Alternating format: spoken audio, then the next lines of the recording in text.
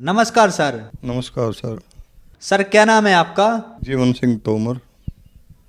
Sir कहाँ के रहने वाले हैं आप? दिल्ली सागरपुर से।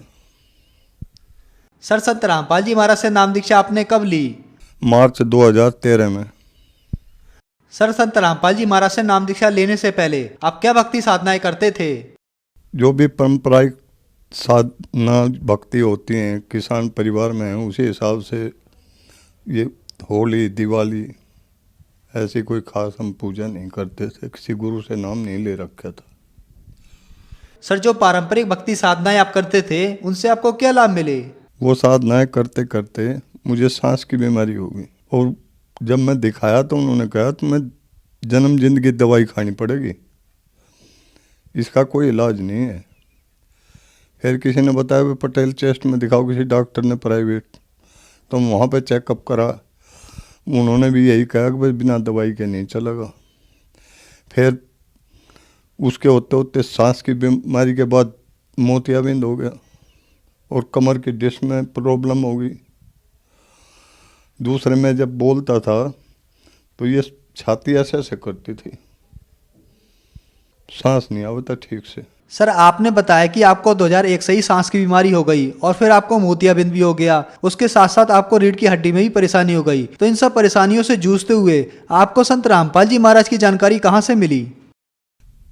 जब ये वो लगवाई डिश तो उसे चला कर देख रहे थे, लगाने वाला सेट कर रहा था, तो परमात्मा का सत्संग आ रहा था।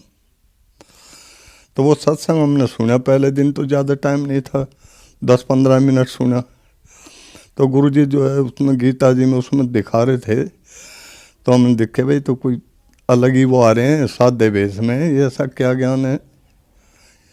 क्योंकि मुझे शास्त्रों की थोड़ी बहुत जानकारी थी, मैं प्रिंटिंग लाइन से संबंधित था और साधु महात्माओं की नाम नहीं ले रखा था, पर उनकी मैं जाता आता था, उनके पास जानकारी थी। तो अगले दिन फिर हमने देखा।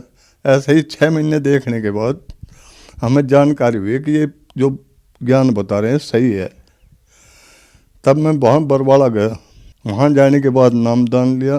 सर संत रामपाल जी महाराज से नाम दीक्षा लेने के बाद क्या आपको कोई लाभ भी प्राप्त हुए? हाँ जी, मुझे बहुत लाभ प्राप्त हुए। पहले तो जब मैं वहाँ से नाम दाम लेके चल रहा था रात को और 3-3:30 बजे मैं ट्रेन से किशनगंज उतरा, तो मैं ट्रेन से गिर गया था। तो लोगों ने शोर मचा दिया, भाई कोई बूढ़ा आदमी गिर गया, संभालना। पर मुझे जब मैं गिरा मुझे नहीं पता लगा, मुझे कोई पत्थर भी नहीं लगा, ना चोट लगी, जैसे किसी ने ऊपर से ही मुझे संभाल लिया। और फिर दूसरा लाभ मुझे ये हुआ, 1 साल के बाद मैं गांव जा रहा था मकान बनाने के लिए। तो वहाँ से बाजार से कुछ सीमेंट और बजरपुर लेने के लिए गया हुआ था।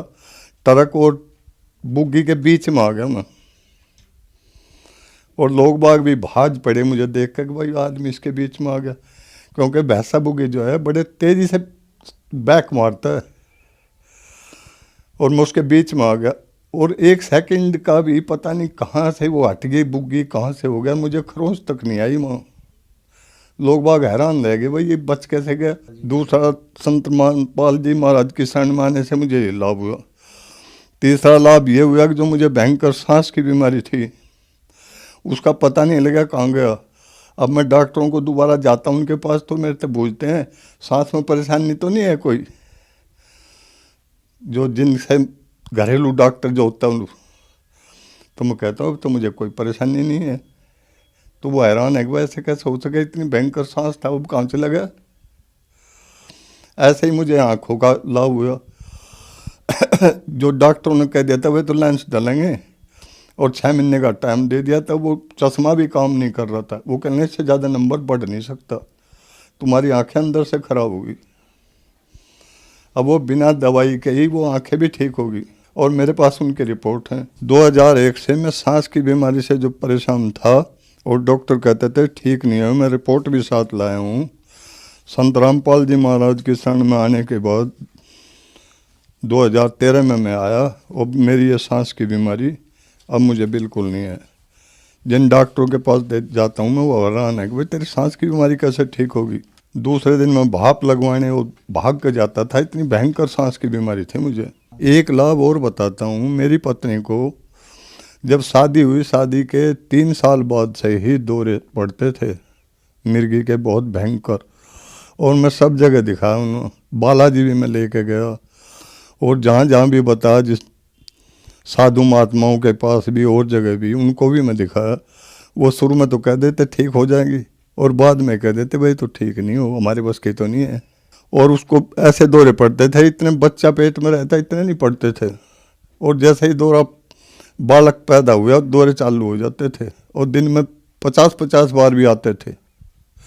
और जब तीसरा बेटा हुआ 81 में, उस टाइम तो इतना हो गया, मैं कहीं बाहर गया होता, मेरे से पीछे ही कॉलोनी वाले ही उसको डॉक्टर हॉस्पिटल में लेके गए और 1 महीने तक वो एडमिट रही वहाँ। बच्चे को भी और नहीं पाला। और आज वो नाम लेने के बाद उसको दौरा नहीं आता एक भी, और वो स्वस्थ है। आज संत रामपाल महाराज से जब से नाम लिया उसे कोई दौरा नहीं आ रहा। दूसरा, उसे पैरों में तकलीफ हो गई थी, जो 1 कदम भी नहीं चल सके थे, 6 महीने 4 पाई पे ही रही वो।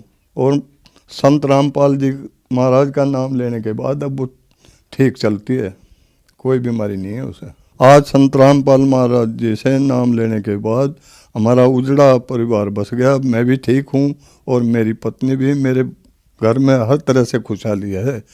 और जो इतनी मेहनत करने के बाद भी हमने कभी पैसा नहीं देखा, आज पैसे का और किसी चीज़ की कमी नहीं है। सर, जो समाज आज आपको देख रहा है, आप उन्हें क्या संदेश देना चाहते हैं? हम उनको यही संदेश देना चाहते हैं कि जैसे दुख हमारे दूर हुए हैं, कितने कष्ट थे मेरे परिवार, मेरे गांव, मेरी कॉलोनी वालों को सब पता है हम कितने दुखी थे। और आज हमारे ऐसे ठाट कर दिए हैं मालिक ने, किसी चीज़ की कमी नहीं है। इसलिए हम सब भक्त समाज को यही कहते हैं कि भाई जल्दी से जल्दी परमात्मा की शरण में आओ और अपना कल्याण करो। और कहीं इस चीज़ का इलाज नहीं है। डॉक्टर भी अब जब हार जाते हैं तो परमात्मा की तरफ कोई चलते हैं। आम आदमी की क्या औकात है, और इससे ज़्यादा क्या दिखाएंगे। जो कम से कम हमारे जानने वाले, हमारे कॉलोनी वाले, हमारे गांव वाले, उनको तो समझ आ जानी चाहिए कि इतने भयंकर दुख कैसे दूर हो गए। सर, संत रामपाल जी महाराज से नाम दीक्षा कैसे प्राप्त की जा सकती है? संत रामपाल जी महाराज के चैनल पर चलता है, उस पर नीचे पट्टी आती है, उसमें वो नंबर लिखे होते हैं, उन पर फ़ोन करके आप जानकारी प्राप्त कर सकते हैं। और परमात्मा ने आज दया कर रखी है, सारे विश्व में नामदान खोल दिए हैं। आप नज़दीकी नामदान का केंद्र का पता करो और वहाँ जाओ और अपना कल्याण कराओ। फ्री नाम दीक्षा दी जाती है। धन्यवाद सर। धन्यवाद सर।